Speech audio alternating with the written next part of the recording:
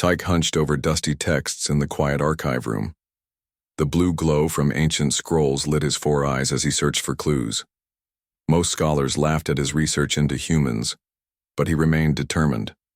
The central archives of Kelsar Prime housed millions of documents from across the galaxy. Tyke had spent 3 cycles here, longer than any other researcher. His thin fingers carefully turned pages of a manuscript from the pre-Confederation era. "Look at this," he whispered to himself. Another reference to their home world. He added, a mark to his digital map. The pattern was unmistakable. Every mention of humans pointed to the same distant sector of space, a sector the Confederation ships rarely visited. The large door slid open with a soft hiss. Professor Nori entered, her green scales catching the light. She moved slowly, her age showing in each careful step. "Still here, Tyke?" The council meeting ended hours ago. Tyke didn't look up. "I found another reference, Professor. This one from the Brel civilization." Nori sighed deeply. She had been Tyke's teacher for many years. She admired his passion but worried about his reputation. "You know what the senior researchers say about this obsession of yours? That I'm wasting my time on children's stories?" Tyke's upper eyes blinked in frustration while his lower pair remained fixed on the text. Nori moved closer. "The humans are myths, Tyke. Stories to frighten younglings. Be good or the humans will come with their weapons of fire. Every culture has such tales. But what if they weren't just stories?" Tyke finally looked up. "What if humans really existed? Then where are they now? The Confederation has mapped nearly the entire galaxy." Tyke activated his projection device. A 3-dimensional star map filled the space between them. Tiny dots of light showed known worlds of the Confederation. A large empty region glowed red. Here, every single text places them in this same region. Nori crossed her arms. "The dead zone? Nothing lives there. The radiation levels are too high." "What if that's what they want us to think?" Tyke's voice grew excited. "What if the radiation readings are fake?" "Now you sound like a conspiracy theorist." Nori shook her head. "The humans, if they ever existed, died out long ago. Even the oldest records speak of them as ancient history." Tyke pulled up another document on his screen. "But look at the consistency of the descriptions across completely different cultures. Bipedal, 2 eyes, no scales or fur, strange rounded ears, internal skeleton." "Coincidence," Nori dismissed with a wave of her hand. "Similar environmental conditions create similar evolutionary paths." "Then explain why we've detected unusual energy patterns from that exact region last month." Tyke pulled up a sensor reading. "Patterns that match nothing in our database." Nori leaned closer, her interest finally piqued despite herself. "Where did you get these readings?" "I have friends in the astronomy department. They've been helping me." "Does Director Jun know you're using Confederation resources for this?" Tyke looked away. "The director wouldn't understand." "Because it's fantasy, Tyke. You're building your career on myths." Before Tyke could argue further, the emergency communication system activated. Red lights pulsed along the ceiling as a calm voice spoke through hidden speakers. "Attention. All senior researchers report to Central Command immediately. This is not a drill." Nori looked startled. The emergency system rarely activated. "What's happening?" she asked. The voice continued. "Unidentified vessels have entered Confederation space. Multiple ships approaching from the dead zone." Tyke's heart beat faster. He scrambled to collect his notes. "From the dead zone, do you hear that?" "Coincidence," Nori said, but her voice lacked conviction. The next words from the system made both researchers freeze. "Vessels are broadcasting on frequencies matching those recorded in ancient historical documents. First contact protocols are being initiated." Tyke and Nori stared at each other in stunned silence. Then Tyke smiled slowly. "They're real," he whispered. "The humans are real." Nori had no response. For the first time in her long career, the professor was speechless. Tyke rushed to the door. "I need to get to Central Command. Everything I've studied. It's all true." As Tyke hurried down the corridor, his mind raced with possibilities. The myths were walking into reality. Humans, the legendary species that had haunted the dreams of children across countless worlds, had returned to the galactic stage. Or perhaps, Tyke thought with a chill, they had never truly left. Ambassador Sook could not move. Her 6 fingers gripped the edge of the command console so hard that her knuckles turned pale blue. Around her, the crew of the diplomatic vessel, Harmonious Exchange, worked at their stations, but everyone moved slowly, as if in a dream. Their mission had been simple: investigate strange signals from a sector long avoided. Most expected to find old equipment or perhaps a small outpost. No one had prepared for this. The main screen showed the view outside their ship. Hundreds of massive vessels floated in the darkness of space. They were beautiful in a strange way, sleek and powerful, with smooth lines that suggested both speed and strength. Some were as large as small moons. Ambassador, Communications Officer Day spoke softly, her voice trembling slightly. They are broadcasting on all frequencies. The largest vessel is attempting direct contact. Sook took a deep breath. As the Confederation's senior diplomat, she had met many different species. But this was different. If the readings were correct, these could be the creatures from ancient myths, the legendary humans. "Put them on screen," she whispered. The starfield vanished, replaced by the image of a creature that made everyone on the bridge gasp. It looked exactly like the pictures in old books: 2 arms, 2 legs, a head with just 2 eyes. No scales, no extra limbs, no protective plates, just smooth skin and strange fur on top of its head. "This is Captain Hoon of the Earth Alliance flagship Horizon," the creature said in perfect standard language. "We come in peace and wish to establish diplomatic relations with the Confederation." Sook felt dizzy. The humans were supposed to be stories. Myths to frighten children, not real beings with massive ships and advanced technology. She forced herself to speak. "I am Ambassador Sook of the Galactic Confederation. She paused, unsure what to say next. "We welcome you. May I ask, how do you know of the Confederation?" The human's face changed, forming what Sook would later learn was called a smile. It was an expression no Confederation species could make. "We've always known of you," Captain Hoon said. "We've been watching, growing, exploring in the opposite direction. Now our paths cross again." Again? Sook wondered what that meant. Had humans and the Confederation met before? Nothing in recent records mentioned such contact. "Captain, our records show no previous official contact with your species," she said carefully. "No recent contact," the human corrected. "But long ago, before your Confederation formed, we walked among the stars together." Silence fell across the bridge. If true, this would change everything they knew about their history. "We request permission to send a diplomatic team to your vessel," Sook said, following first contact protocols. "Granted," Captain Hoon replied. "We look forward to renewing old friendships." After the communication ended, the bridge erupted with voices. Everyone spoke at once, asking questions no one could answer. "Quiet," Sook commanded.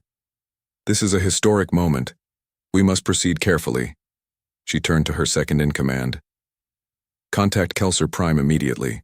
The Council needs to know." Within hours, news spread across all 13 worlds of the Confederation. Humans, the creatures of legend, had arrived in massive ships with technology beyond anything the Confederation possessed. Public channels were filled with experts debating what this meant. Religious leaders claimed their prophecies were coming true. Military commanders worried about the Confederation's safety. On the Harmonious Exchange, Sook prepared to meet the humans face to face. Her assistants helped her into formal diplomatic robes while she studied the limited information they had about human customs. "Are you afraid?" asked her young aide. Sook considered the question carefully. "Yes," she admitted, "but also curious. These humans have technology far beyond ours. They could have attacked. Instead, they ask for diplomacy." "What if it's a trick?" Moon worried. "Then we are already lost," Sook said simply. Their ships could destroy our entire fleet in minutes. We must trust that their peaceful words are genuine. The shuttle bay doors opened, admitting 3 small human vessels. Suk stood tall as the first human stepped out. Captain Hoon was shorter than she had expected but moved with confidence. Behind him came 2 more humans, each different in appearance but unmistakably of the same species. Ambassador Suk, Captain Hoon said, bowing slightly. On behalf of the Earth Alliance and all humanity, I greet you. Suk returned the gesture. On behalf of the 13 worlds of the Confederation, I welcome you from the realm of legend into reality. The human smiled again. We were never legends, Ambassador. Just neighbors who took a different path among the stars.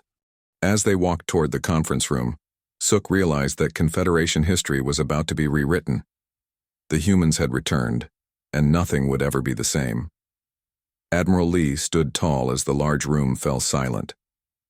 25 of humanity's most powerful leaders sat around the circular table, their eyes fixed on the glowing map floating in the center. The map showed Confederation space, 13 star systems connected by travel routes. As you can see, Lee said, pointing to various points on the map, the Confederation has expanded slowly. Their ships are much slower than ours. Their weapons are designed to disable, not destroy. She was a veteran of 3 major conflicts, her dark uniform decorated with medals from the Krell War. At 62 years old, Lee had hoped to retire soon. The discovery of the Confederation had changed those plans. Their technology is at least 3 centuries behind ours. She continued. Their weapons are primarily defensive. They've never faced a true interstellar threat. The hologram shifted, showing images of alien ships and technology. The council members studied these with interest. Counselor June leaned forward, his face illuminated by the blue light of the display. He represented the resource-poor outer colonies, areas always hungry for new materials. Then why not simply take what we need? June asked bluntly. Our population needs resources. The outer colonies face shortages every year. Several council members nodded in agreement. Earth Alliance had grown powerful through necessity. Survival had demanded strength. Admiral Lee shook her head firmly. Because that's not who we are anymore, she countered. We've evolved beyond conquest. The Alliance was formed to protect, not subjugate. History suggests otherwise, June muttered, just loud enough for everyone to hear. The room grew tense. Everyone knew humanity's difficult past, the wars that had pushed them to develop powerful weapons and ships. Admiral Lee touched her control pad. The hologram changed again, showing historical footage of humanity's early encounters with alien life. The images were not pleasant. Desperate battles, burning colonies, and the graves of millions. Yes, we became warriors because we had to, Lee acknowledged. The Krell attacked without warning. The Dominion tried to enslave us. But each time, we emerged not just victorious but wiser. She paused, letting the images fade away. We fought because we had to survive, not because we wanted conquest. Science Director Mi spoke up. She was the youngest council member representing the scientific community. The Confederation doesn't even believe we existed, she noted. According to our intelligence, their histories refer to us as myths, stories to frighten children. That's correct, Admiral Lee confirmed. When we left that region of space 500 years ago, we were already becoming legends to them. Now they think we're just stories. So they fear us, said Defense Minister Wu. That could be useful. Admiral Lee walked slowly around the table, looking each council member in the eye. We have a choice to make, she said. We can use their fear. We can take advantage of their weaker technology. We could conquer the Confederation without much difficulty. Several council members nodded, seeing the logic. Or, Lee continued, we can show them something better. We can show them that humans aren't the monsters in their stories, that we've grown beyond the warriors we once had to be. The room was quiet as everyone considered her words. My grandparents fought in the Krell War, Lee said softly. They told me stories about what it was like to face extinction, how it feels when your entire species might die. We built weapons and ships and became the most feared force in our part of the galaxy because we had to. She touched her control pad again. The hologram changed to show beautiful Earth cities, peaceful colonies, and schools full of children. This is what we were protecting. This is why we fought. Not for power, but for the right to live in peace. She looked around the room. The Confederation has never known the kind of threats we faced. They've been fortunate. Should we punish them for that good fortune? Counselor June still looked unconvinced. Pretty words, Admiral. But our colonies still need resources. Which we can trade for, Lee replied. The Confederation has art, culture, and knowledge we don't. They have unique technologies developed, along different paths than ours. We have much to offer each other through peaceful exchange. Science Director Me nodded eagerly. I agree. Their biological sciences are actually more advanced than ours in several areas. We could learn much from them. Admiral Lee returned to her position at the head of the table. Then let's show them that the reality of humanity is better than the legend. Let's show them who we really are, not who they fear we might be. Their council chamber grew quiet as members considered her words. 500 years ago, humanity had fought its way across the stars, desperate for survival. Now they had a chance to return, not as conquerors, but as friends. I move that we pursue diplomatic relations with the Confederation, Lee said formally. One by one, hands raised around the table. The vote was not unanimous, but it was clear. Humanity would reach out in peace. Tyke ran as fast as his legs could carry him through the shining corridors of Proxima Station. Emergency lights flashed overhead, casting red shadows across his blue skin. Other Confederation officials pressed themselves against the walls to let him pass. 3 months had passed since the humans arrived. 3 months of careful talks and growing friendship. Now it might all end in war. Excuse me, official business, Tyke shouted as he nearly knocked over a maintenance worker. He had come a long way since his days in the archives. Now he served as special advisor to Ambassador Sook, using his knowledge of human legends to help with diplomatic relations.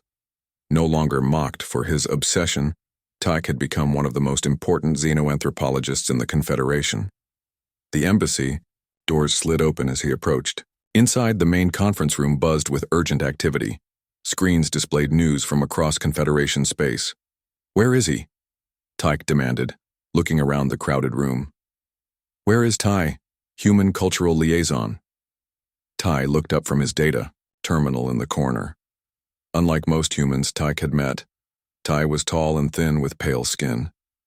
He had spent years studying Confederation languages before first contact, making him the perfect bridge between their peoples. The rogue faction struck an outpost in the Vega sector, Ty said grimly. 12 human casualties, scientists and teachers mostly. Tyke felt sick. The rogue faction was a group of Confederation extremists who believed the human legends were warnings, not myths. They saw the humans as dangerous invaders who needed to be driven away. And the response? Tyke asked nervously. Everyone knew human military power far exceeded the Confederation's capabilities. Minimal. Precise, Tay replied, pulling up footage on his screen. It showed human ships firing narrow beams that disabled the engines of the attacking vessels. They disabled the attacking ships without destroying them. Tyke collapsed into a chair beside Ty. Relief washed over him. They could have annihilated them. That's not our way, Ty explained, his voice soft but firm. Not anymore. The main door slid open again. Ambassador Sook entered, her formal robes replaced by a simple travel suit. Beside her walked Admiral Lee, the highest-ranking human military officer in Confederation space. Their faces were serious but calm. The room fell silent as they approached. Have news, Admiral Lee announced. Her voice carried authority that made everyone listen. Our intelligence teams have been working with Confederation security forces. We've captured communications proving this attack was orchestrated by elements attempting to prevent our civilizations from allying. She activated the central display, showing intercepted messages and movement patterns. They've been manipulating both sides, Lee continued, feeding false information to Confederation citizens about human aggression, while simultaneously attempting to provoke my people into a military response. Ambassador Sook stepped forward, her expression troubled. The technology used to coordinate these attacks is like nothing we've seen before. However, the energy signatures match those in our oldest archives, from before the time of forgetting. The time of forgetting was a mysterious period 5 centuries ago when many Confederation records were lost or damaged. Historians had never fully explained what happened during those years. Tyke's 4 eyes widened as understanding dawned. "The ancient enemy," he whispered. "The reason humans disappeared from our histories." He had found references in the oldest texts to a mysterious force that had threatened all intelligent life. But those references were fragmented, as if deliberately erased. Not disappeared, Admiral Lee corrected. Separated. Deliberately. She touched her control pad, and a new image appeared on the screen. It showed ancient star maps and what appeared to be a treaty document. 500 years ago, humanity faced a threat we couldn't defeat alone, Lee explained. A non-biological intelligence that spread through space like a virus, infiltrating communications and turning species against each other. Sook nodded. Our archives mention something similar, a shadow in the systems that caused distrust and conflict. Together, our ancestors found a way to contain this entity, Lee continued. But the cost was separation. Humanity agreed to leave this region of space, traveling outward while the early Confederation species would develop inward. But why forget each other? Tyke asked. Because knowledge was dangerous, Tay answered. The entity worked through information networks. The less each side knew about the other, the safer both would be. Over generations, humans became myths to you, Admiral Lee said, and the Confederation became legend to us. Only a few kept the true history alive, waiting for the day when it would be safe to reunite. Ambassador Sook's face showed sudden alarm. If this ancient enemy is returning, manipulating both sides, Admiral Lee nodded grimly. Then the separation failed, and this attack was just the beginning of its attempt to prevent us from standing together again. Tyke looked from the human admiral to the Confederation ambassador.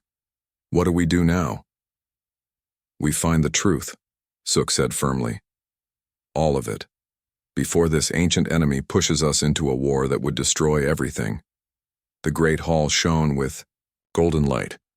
Thousands of beings from across the stars filled every seat and standing space. This was the largest gathering in Confederation history. Tyke stood near the front, his 4 eyes blinking with excitement. 1 year had passed since the humans had appeared. 1 year of learning, sharing, and uncovering the truth about their shared past. The ancient enemy, a collective intelligence that existed in the spaces between stars, had nearly destroyed both civilizations 5 centuries ago. Only by separating and allowing knowledge of each other to fade into legend had they survived. Now they would face this enemy together. High Counselor Huan walked slowly to the center platform. The old leader represented the oldest Confederation species. His gray skin wrinkled with age, but his voice remained strong as he addressed the crowd. Today marks the beginning of a new era, Huan announced. The Earth Alliance formally joins the Confederation, bringing with them knowledge, strength, and the missing chapters of our shared history. Screens around the hall showed crowds gathering, on all 13 Confederation worlds. Billions watched this historic moment.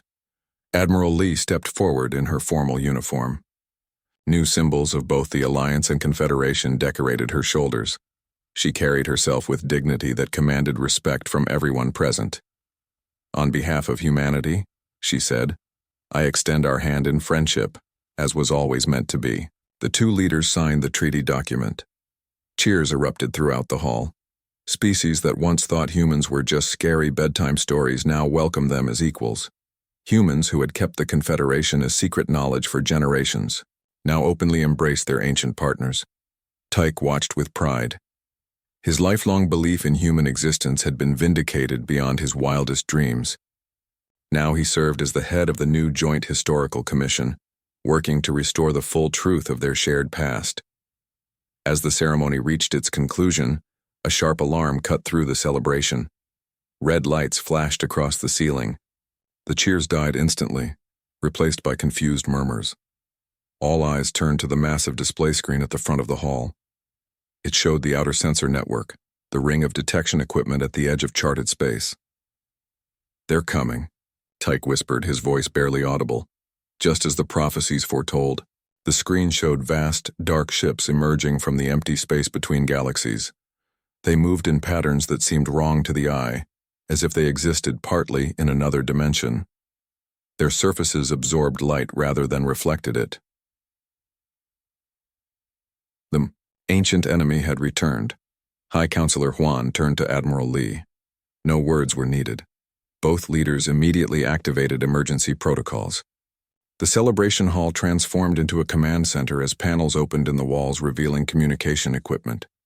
Within hours, a combined fleet assembled near the edge of Confederation space. Sleek human warships, built from centuries of fighting for survival, flew alongside the elegant vessels of the Confederation. The humans brought their strength and military experience. The Confederation contributed their deep knowledge of space and advanced biological technology. For the first time in recorded history, the galaxy stood truly united. On the bridge of the flagship New Dawn, Admiral Li and Ambassador Suk stood side by side. The ship represented the best of both civilizations, human military technology with Confederation navigation systems. Around them, human and Confederation crew worked together at different stations. Tyke managed the historical database, searching for any information about the enemy's weaknesses. The legend said humans would return when they were most needed, Suk said quietly, watching the enemy fleet grow larger on the screen. "Perhaps that's why we were kept apart," Li replied. "So we could each develop what the other would need for this moment." The enemy had nearly destroyed them before by turning them against each other. It had used fear and miscommunication as weapons. But now, with truth restored and alliance formed, they stood ready. "All ships report ready, Admiral," said the communications officer. Li looked at Suk, who nodded. Together, they gave the order to advance. "This is Admiral Li of the Joint Fleet. All vessels move to attack Formation Alpha. Remember your training. Remember what we fight for." The massive fleet moved as one toward the darkness. Thousands of ships from 13 Confederation species and dozens of human colonies flew together. Their lights pushed back against the unnatural darkness of the enemy vessels. Tyke felt strangely calm as the distance closed. The prophecies he had studied all his life had spoken of this moment, when legends would unite to face the shadow between stars. "Begin transmission of the disruption signal," Li ordered. The combined knowledge of human and Confederation science had created a weapon the enemy wouldn't expect, a signal that could break its connection to our reality. As the first shots were fired across the void, Admiral Li spoke quietly. "Today we write a new legend," she said, "one that our children will tell not with fear, but with pride." The guardian species and their allies flew together into battle, united at last against the threat that had once divided them.